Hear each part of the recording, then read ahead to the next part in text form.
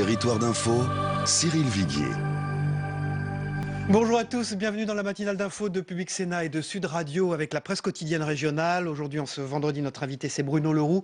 Bonjour Bruno Le Roux, vous êtes député de Seine-Saint-Denis et président du groupe socialiste à l'Assemblée nationale. Pour vous interviewer à mes côtés ce matin, Christophe Bordet de Sud Radio. Bonjour Christophe. Et Michael Zamès de Public Sénat. Bonjour Michael. Bruno Le Roux, déchéance de nationalité. Le Sénat a voté pour la déchéance aux binationaux à l'inverse de ce qu'a fait l'Assemblée nationale. Est-ce que c'est une erreur du Sénat? Est-ce que cela signifie la fin de la déchéance? C'est une double erreur du Sénat. La première erreur du Sénat, c'est de ne pas chercher le consensus, de ne pas essayer de reproduire ce que nous avons fait à l'Assemblée nationale. Parce que je rappelle le résultat de l'Assemblée nationale. Une majorité des 3/5, c'est-à-dire une majorité qui dépassait la gauche.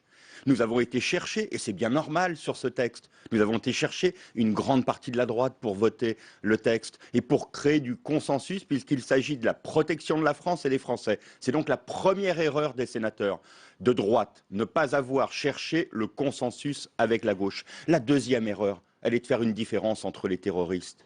Moi, je ne veux pas faire de différence entre celui qui tue les Français. Je ne veux pas faire de différence entre celui ou celle qui tue et qui pose des bombes dans notre pays. Et qu'il ait une ou deux nationalités, il doit se voir privé de la nationalité française. Et je ne comprends pas comment, après une décision de justice qui condamnerait un terroriste, on pourrait n'enlever la nationalité française qu'aux binationaux et pas à ceux qui n'ont que celle-ci. Michael Zamès. Dans ces cas-là, avec le texte voté hier par les sénateurs, est-ce que vous imaginez possible, probable, un congrès à Versailles? Il est rendu difficile. Impossible? Difficile, parce que vous savez que le principe de notre système, c'est qu'il puisse y avoir des navettes. Mais on voit bien que sur ce texte, la navette ne peut pas durer indéfiniment. Jusqu'à combien de navettes êtes-vous prêt à aller? Je ne le pose pas en nombre, oui. Je le pose en volonté.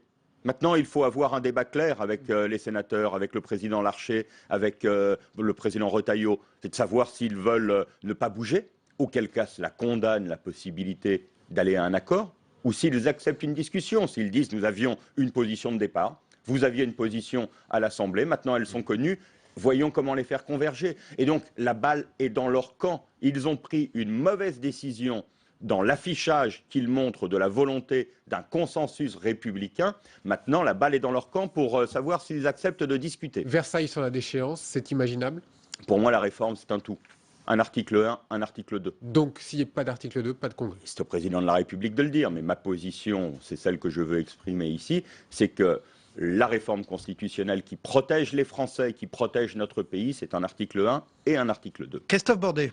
Bruno Le Roux, François Hollande a choisi la date du 19 mars, donc demain, pour commémorer la fin de la guerre d'Algérie, date en réalité du cessez-le-feu qui suivit la signature des accords d'Évian. Nicolas Sarkozy dénonce le choix de cette date qui correspond à une défaite militaire, dit-il. C'est considérer, je cite, qu'il y a désormais un bon et un mauvais côté de l'histoire. Vous lui répondez quoi ce matin à Nicolas Sarkozy? Je ne vois pas dans la période, et là encore, je fais référence au débat que nous venons de connaître, sur le nécessaire consensus qui doit s'opérer dans notre pays et qui montre la force de la France. Y a-t-il beaucoup de force de la France à montrer sur ce qu'est la guerre d'Algérie? Je n'en suis pas sûr. Il n'y a pas non plus à battre notre couple plus qu'il ne faut. Il y a l'histoire qui est passée, et les hommes qui étaient là, les politiques qui ont été les leurs. Mais la seule date qui est aujourd'hui, qui veut dire quelque chose dans la chronologie de la guerre d'Algérie, c'est le 19 mars. C'est le cessez-le-feu. Bien entendu que ça ne dit pas que la guerre était terminée. Il y a eu des morts ensuite. Mais donc quoi, Nicolas Sarkozy se trompe lorsqu'il dénonce ça? Oui, Nicolas Sarkozy se trompe parce qu'il y a une loi. Et une nouvelle fois, il remet en cause la loi de son pays, la loi qui a été votée par l'Assemblée nationale, qui a été votée par le Sénat, et il la remet au profit d'un débat qui réouvre des plaies quand le président veut les fermer. Parce que pourquoi Nicolas Sarkozy... Donc il souffle sur les braises de cette guerre d'Algérie, toujours une souffrance... Pourquoi Nicolas Sarkozy s'exprime-t-il aujourd'hui? Il s'exprime parce que demain, le président de la République, le 19 mars, a décidé de s'exprimer. Il court derrière le président de la République? Mais je pense que le président de la République sait la façon dont cette guerre est encore dans les têtes et dans les cœurs, dont elle a marqué des milliers de familles dans notre pays. Et je pense qu'il veut avoir des mots d'apaisement par rapport à cette fracture jamais véritablement Et ce n'est pas ce totalement que veut remise. l'ancien président de la Et République. je pense que le président de la République, l'ancien président de la République, Nicolas Sarkozy, se dit l'apaisement, ce sera sans moi.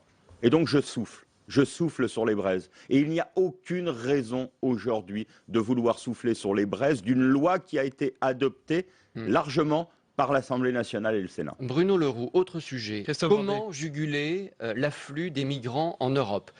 Un projet d'accord Europe-Turquie a été trouvé cette nuit et doit être présenté maintenant au Premier ministre turc. Accord égale concession. Êtes-vous favorable, par exemple, à l'exemption de visa pour les Turcs en échange d'un accord? Je n'aime pas ces marchandages. C'est un marchandage. Mais je n'aime pas ces marchandages. Et de la façon dont on présente les choses, ce serait qu'y a-t-il de commun entre la situation des migrants qu'il faut traiter, qu'il faut contrôler, qu'il faut accueillir, et la situation de touristes turcs? On voit bien que l'on n'est pas dans le même domaine. Et donc, si l'on opère une correspondance entre l'un et l'autre, c'est bien C'est ce qu'on qui est... semble se passer quand C'est même. bien qu'on est dans un marchandage, c'est pour ça que je veux connaître les termes de l'accord. Je ne les connais pas encore totalement, j'en ai ce qui a été relaté par la presse ce matin. Je pense qu'il faut faire en sorte de considérer la Turquie, le travail qu'elle doit faire, la façon dont nous devons le faire ensemble. Et pour autant, il n'est pas question de rentrer dans le moindre marchandage. C'est l'intérêt de la Turquie, comme l'intérêt de l'Europe, de répondre ensemble aujourd'hui à la situation des migrants. Bruno Le Roux, autre sujet d'actualité, les manifestations de jeunes hier. Échec ou réussite? Essoufflement déjà? Quelques milliers de manifestants simplement, entre 69 000 et 150 000. Est-ce que ce sont les oubliés du quinquennat de François Hollande? À l'évidence, non. Le budget de l'éducation nationale, il faut peut-être le rappeler, 60 000 postes en plus à la fin du quinquennat. La priorité à la jeunesse sur la formation, la garantie jeune généralisée aujourd'hui dans ce texte. Faut-il aller plus loin? Oui. Quand on fait de la jeunesse une priorité d'un quinquennat, on doit forcément aller plus loin. Moi, j'ai déjà... C'était réussi hier ou pas? Vous m'avez pas répondu. Non, à l'évidence, on voit bien que la jeunesse n'a pas trouvé les raisons. Et de ce point de vue-là, elle a raison. Donc c'est l'essoufflement du mouvement? Mais en tout cas, c'est la compréhension peut-être du texte plus que l'essoufflement Vous êtes du sûr? mouvement. Mais moi, je pense que quand il n'y a plus aucune raison de manifester contre un texte, et j'entendais hier les quelques jeunes, pas toujours très jeunes d'ailleurs, qui s'exprimaient au nom des jeunes. Au nom des jeunes. Ils étaient sur un discours qui était un discours général.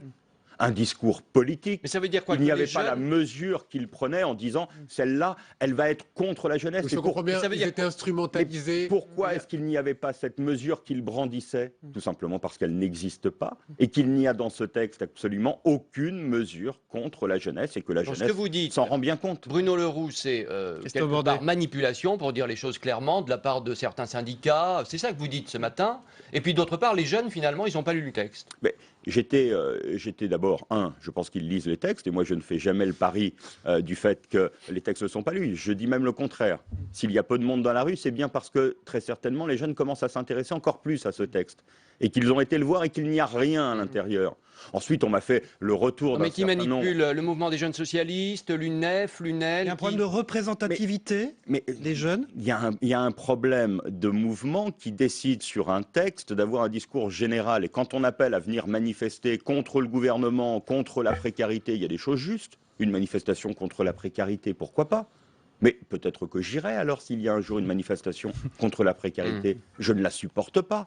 Et j'irai pour dire ce que nous faisons dans ce Qu'est-ce cadre-là que vous leur contre dites la au mouvement des précarité. jeunes socialistes qui manifestent? Mais je leur ai déjà dit cette Ouais. semaine que je pensais que manifester, quand on est le mouvement des jeunes socialistes, manifester contre le gouvernement socialiste, manifester contre la position de son parti, qui a dit des choses très précises sur le texte, en soutien du texte, j'ai trouvé que c'était pour le moins étonnant, décalé, et que cela marquait une position incompréhensible, mais incompréhensible Bruno Le pour les Roux. jeunes. Bruno Le Roux, Bordet. qu'attendez-vous maintenant du vote, évidemment, à l'Assemblée? Qu'attendez-vous du débat parlementaire sur ce texte? Est-ce qu'il faut réintroduire un certain nombre de mesures qui ont été enlevées et qui pouvaient être utiles? Je pense par exemple aux apprentis et aux 10 heures de travail nécessaires dans certaines professions. Alors je rappelle l'avis de ce texte. Il va être déposé la semaine prochaine Oui. en Conseil des ministres, arrivé simplement dans 10 jours en commission à l'Assemblée nationale. D'abord, il va arriver sur la commission des affaires économiques. Et moi, j'ai demandé au rapporteur du texte sur la commission des affaires économiques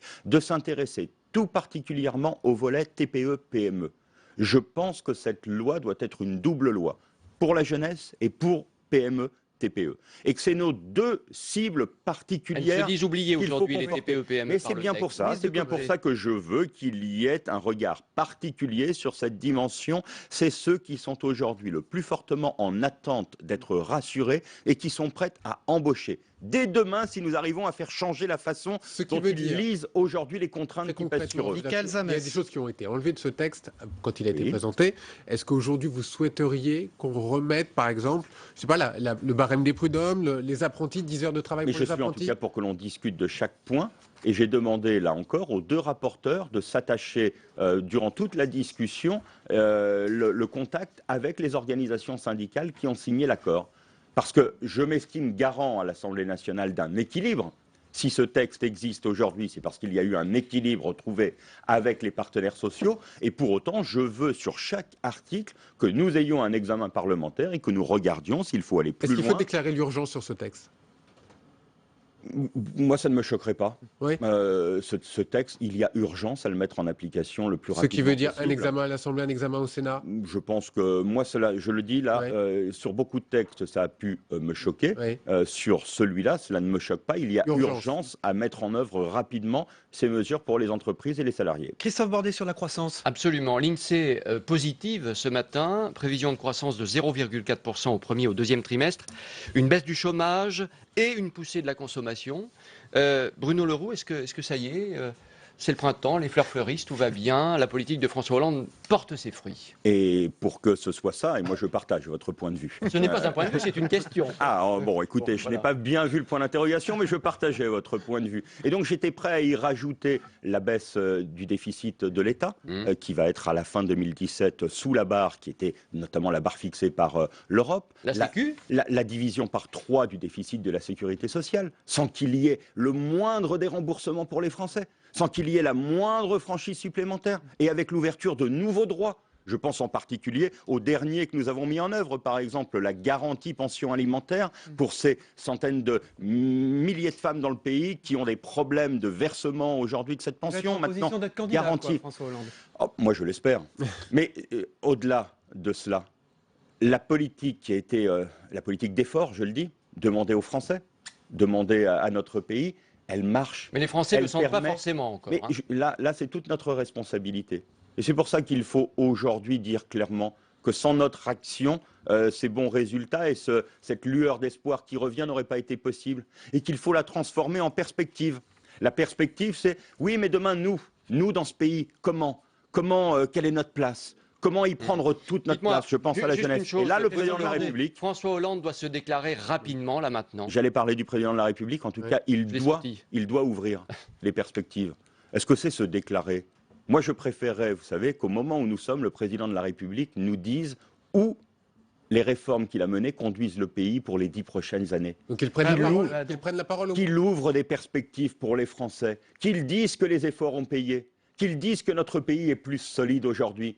Qu'il pèse plus dans le monde, qu'il pèse plus en Europe, que les citoyens sont toujours aussi bien protégés alors que nous avons fait baisser les déficits, que nous avons réformé nos grands systèmes sociaux, formation professionnelle, marché du travail, sécurité sociale, sans renier aucun droit de notre modèle social. Et j'ai envie qu'il ouvre les perspectives pour dire ce qu'attendent les Français. Où allons-nous? Vous préparez son chemin. Et donc pour cela, il faut enjamber 2017. Voilà. Et je ne lui demande pas donc de déclarer une candidature, je lui demande de dire comment il voit la France après 2017. Michael Zamès, dernière question, rapide. 130 médecins qui reconnaissent avoir aidé, accompagné des couples et de femmes homosexuels à avoir des enfants. La loi interdit ce qu'on appelle la PMA. Faut-il condamner ces médecins? Moi, je ne suis pas juge. Je dis simplement que nous avons raté une occasion lorsqu'il y a eu le débat sur le mariage pour tous. Je pensais que nous reviendrions rapidement sur cette question de la PMA. J'ai fait confiance aux engagements du gouvernement qui avaient été formulés à ce moment-là. Malheureusement, cela n'a pas été fait. Et je pense qu'il y a là sur la PMA un débat qui est largement que nous avons largement eu dans notre pays et sur lequel nous sommes malheureusement, parce que nous n'avons pas été assez loin, obligés de nous poser les questions que vous me posez sur ces médecins qui, pour moi, rendent l'espoir, donnent l'espoir aujourd'hui à des familles, à des hommes, à des femmes, à des couples de femmes. Et donc, je pense que là, la loi est en retard. Sur la table. Je pense que la loi est en retard. Bruno Le Roux, Juliette Méadel, qui est secrétaire d'État aux aides aux victimes, a souhaité la démission du cardinal Barbarin, qui aurait couvert des affaires de pédophilie. Elle a raison de la demander, de la souhaiter. Et est-ce que c'est la position du gouvernement et du groupe socialiste? Alors, là-dessus, je n'ai pas fait délibérer le groupe sur la demande de démission. Est-ce que c'est la position du gouvernement alors? Moi, De souhaiter je ne sais pas si c'est la position du gouvernement. Moi, je suis très prudent avec sa les démission. demandes. Je suis très prudent avec les demandes de démission. Et à la demande de démission, j'oppose toujours une demande de justice. Mais de justice qui puisse avancer. Et de justice et j'allais dire de responsabilité. La question de la démission, c'est une question de responsabilité. Elle se pose donc à l'Église et pas au gouvernement. La question de la démission. La question de la justice, elle peut se poser aussi au gouvernement. Et il faut faire en sorte que l'action publique puisse avancer. J'ai trouvé des propos qui, quelquefois, j'ai entendu se félicitant qu'il y ait prescription aujourd'hui sur ces affaires. Ben, quand il y a prescription, il y a prescription. Mais quand il y a donc pas d'accord avec possibilité... Juliette Méadel, on a compris. Mais en tout cas, je pense que ce n'est pas au gouvernement. Le gouvernement doit faire agir la justice et faire en sorte que l'action publique puisse prendre toute sa place. Mais c'est à l'Église de prendre ses On a responsabilités. bien compris. Merci Bruno Le Roux, député de Saint-Denis et président du groupe socialiste à l'Assemblée nationale, Merci. d'avoir été l'invité de cette matinale d'info. On passe au débrief et à l'analyse de l'actualité avec les éditorialistes de la presse quotidienne régionale dans un instant.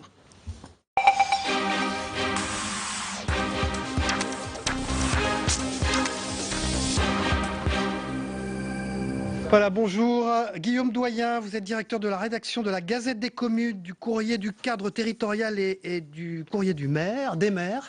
Merci d'être avec nous sur ce plateau. Et André Crétenant, habituel maintenant, directeur de l'information de TV5 Monde et qui vient chaque fin de semaine sur le plateau de Territoire d'Info. Et TV5 Monde relaie cette émission chaque week-end sur les antennes de TV5 Monde. On démarre tout de suite ce débrief avec la déchéance de la nationalité qui est la grande affaire. Vous savez que le Sénat a voté pour la déchéance aux binationaux à l'inverse de ce qu'a fait l'Assemblée. Quand on a posé la question de savoir si c'était la fin de la déchéance à Bruno Le Roux et si, au fond, Versailles aurait lieu, il avait l'air sceptique, Guillaume Doyen. Il avait l'air très sceptique. Le Sénat rouvre ce front au moment où semblait s'apaiser, je dis bien semblait s'apaiser, celui sur la loi travail. Donc le texte va être déposé sur la loi travail le 24 mars, comme il l'a dit au Conseil des ministres. Et au même moment, à nouveau, repart cette polémique extrêmement virulente. Erreur de la droite de ne pas chercher le consensus, a dit Bruno Le Roux il y a quelques minutes. Je crois que c'est le maître mot, consensus. On n'est pas du tout dans une période où le consensus peut naître. C'est un climat beaucoup plus général.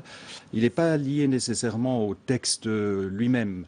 Mais effectivement, peut-être que ce consensus aurait pu être trouvé il y a quelques semaines. Là, on sent que le moment est passé. C'est un peu trop tard. Difficile d'imaginer que ce texte aille jusqu'au bout. On ne sait pas. Mais Congrès à minima, on parle de ça dans la presse aussi. On sent que ce n'est plus le thème, qu'on est passé à autre chose et qu'au fond, ça redevient en fait un texte de polémique. Et ça va être difficile de trouver un consensus. Deuxième sujet qu'a abordé Bruno Le Roux, qui était notre invité ce matin, le président du groupe socialiste à l'Assemblée nationale, la croissance française.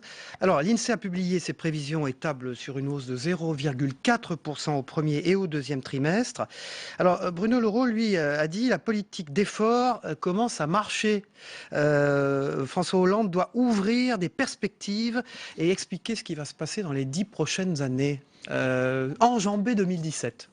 Oui, on sait que c'est le pari qui est fait par François Hollande, mais ça serait. Il a préparé le terrain là. Oui, bien sûr, mais ça serait quand même étonnant que la France ne voit pas son économie enfin progresser. C'est le cas dans l'ensemble de l'Europe. Donc on est quand même dans des perspectives qui sont plutôt positives d'une manière générale. Avec ce qu'on prévoit, Guillaume Doyen, c'est une très légère baisse du chômage.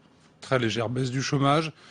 Il y a quelques nouvelles qui sont, pour une fois, pas mauvaises là, sur la réduction des déficits publics et une petite croissance. C'est une embellie dont on ne peut pas encore se satisfaire et enjamber directement l'année 2017.